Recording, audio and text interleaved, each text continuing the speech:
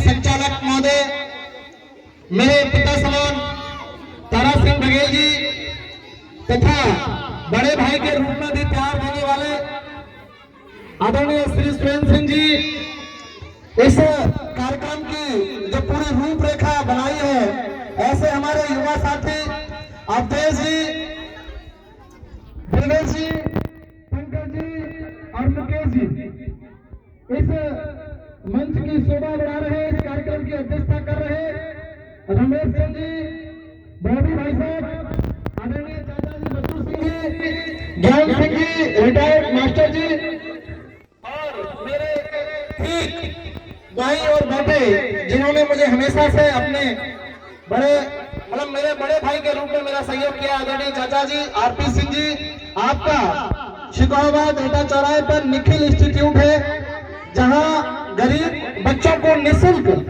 Competition की भी शिक्षा देने की व्यवस्था की है। ऐसे आदरणीय चाचा जी का दिल से धन्यवाद कि हम सबके बीच में उपस्थित हैं। इस कार्यक्रम में युवा साथियों के रूप में उपस्थित मेरे भाई और खड़े हैं, और वो उनका बड़प्पन है कि मुझसे उम्र में बड़े हैं, लेकिन मेरे इस कार्यक्रम में मेरे सहयोगी बने अवनीश पहलवान जी और अवधेश जी, ऐसी उनकी युवा टीम रवि भाई साहब, आदेश जी, बहुत सारे अन्य युवा मेरे साथी हैं। मैं सभी को दिल की गहराइयों से 72वें गणतंत्र दिवस की बहुत बहुत शुभकामनाएं देता हूं। मेरे सम्मुख उपस्थित मेरे पिता तुल्य जिनके चरण मैंने स्पर्श कर लिए हैं और जो अभी अभी आए हैं, उनको भी मैं चरण छू करके 72वें गणतंत्र दिवस की बहुत बहुत शुभकामनाएं और बधाई देता हूं।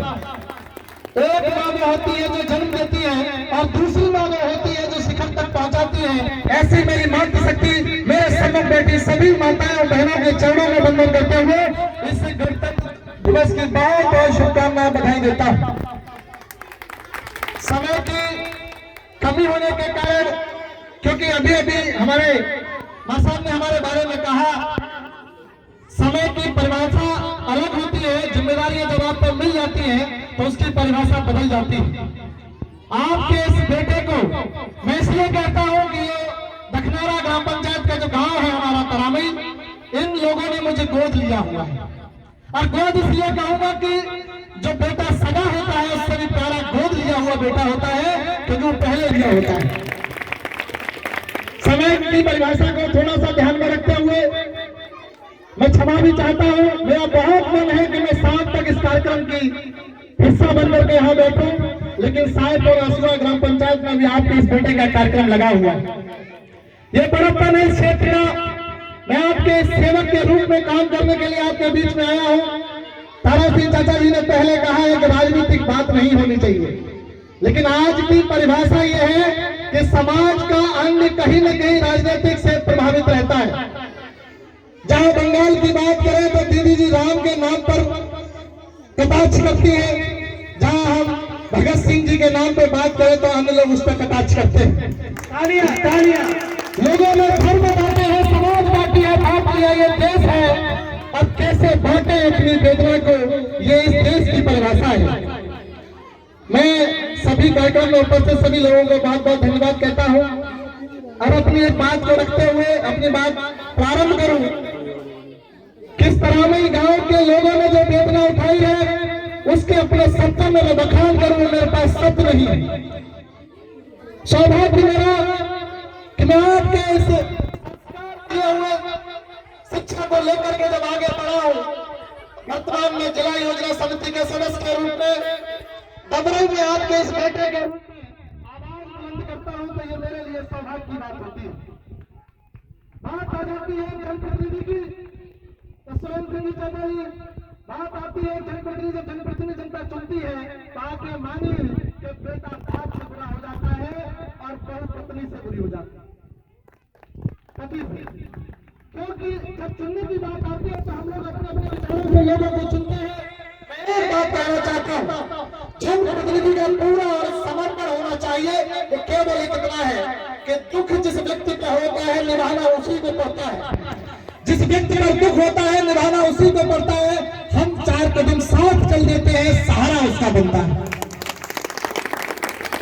जब कहीं ऐसी अनहोनी में दिक्कत होती है, हमारे द्वारा चुने गए जनप्रतिनिधि जब हमारे साथ खड़े होते हैं तो हमें साहस बढ़ाने वाला हमारे भाई के रूप में हमारे साथ होता है। हम लोग देखते हैं कि आज हमारे समाज में कोई दिक्कत हो गई तो जनप्रतिनिधि एक वहां पहुंचा तो पूरा समाज उसके साथ खड़ा होता है और पूरी गर्व से कहता है कि आज हमारा जनप्रतिनिधि और हमारे बीच के चुना हुआ व्यक्ति हमारे साथ खड़ा है। दूसरी बात तब आती है जब किसी गरीब घर में बेटी की शादी होती है और दूल्हे राजा अपनी बारात को लेकर के आते हैं। ये मैं अपना अनुभव बता रहा हूँ आपको।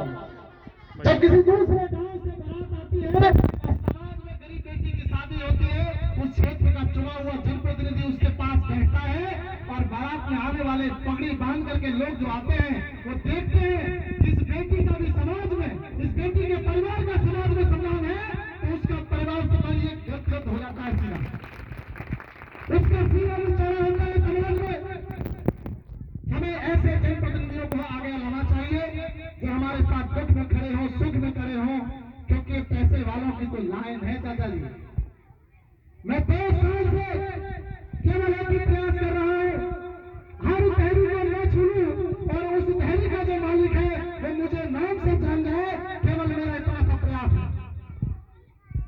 आप सबका आशीर्वाद सदा मुझ पर बना रहेगा, ऐसी मुझे पूरी आशा है। चुनाव की मैं चुनाव नहीं लड़ रहा, क्योंकि चुनाव कोई एक व्यक्ति नहीं लड़ता, चुनाव हम सब लोग मिलकर के लड़ाते हैं। आप लोग विचार करिए, सोचिए, समझिए, ये बाहर आने वाली है, ऐसे ऐसे लोग आपके बीच में होंगे जिनका नाम आपने कभी नहीं सुना होगा और उन लोगों का नाम भी बाद में भूल भी जाएंगे। 80% से ज्यादा पूरे क्षेत्र की आबादी नाम नहीं बता सकती है वर्तमान में जीते हुए। मैं किसी पर टिप्पणी नहीं करना चाहता, लेकिन केवल और केवल एक सवाल आपके मध्य छोड़ करके जा रहा हूं, समय की अवहेलना है कि हम चुने ऐसे व्यक्ति को जो दुख और सुख में हमारे साथ खड़ा हो। पैसे वालों की लाइन है, वो किसी के काम की नहीं है। मुझ पर इतना नहीं है, मैं केवल प्रयास कर सकता हूं और सरकार के द्वारा दी गई, माननीय मोदी जी और योगी जी के द्वारा गरीब असहाय बेघर परिवारों को दी गई योजना फ्री में काम कराने की व्यवस्था में आपका इस बेटा, आपका ये सेवक सहयोग बन सकता है। पैसे के मामले में इनका मुकाबला नहीं कर सकता। अपनी बात को समाप्त करते हुए एक बार पुनः मेरे सम्मुख बैठी मातृशक्ति एवं पिता कुल बुजुर्गों के चरणों में वंदन करते हुए सभी को गणतंत्र दिवस की बहुत बहुत शुभकामनाएं। भारत माता की, भारत माता की जय। जय भारत।